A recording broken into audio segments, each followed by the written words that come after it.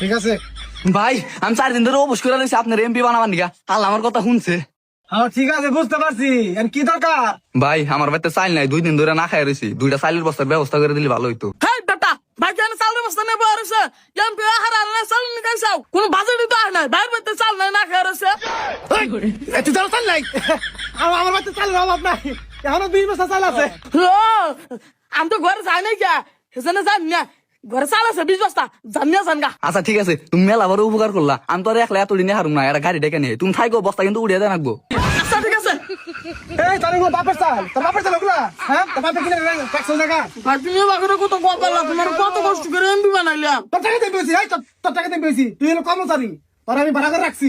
ওইসব ভাই বুঝছি, এমপি ওইসব এখন আমার মনে রাখবা না। তোর মনে রেখে আমার লাভ কি? তোর সাথে আমার পিএস অনেক ভালো, তোর রাখলে আমি ফকির হয়ে যামগা। এই তুই যা, তোর লাগবে না আমার, যা। হ ভাই, আমি তো বেশি কিছু করি নাই, আমি তো আপনার যোগ্য।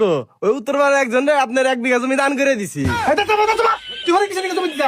ভাই আপনি দেহান এমপি হয়ে গেছেন গা, মাইসের 1 বিঘা জমি দান করে দিছে, তাই কি হইছে?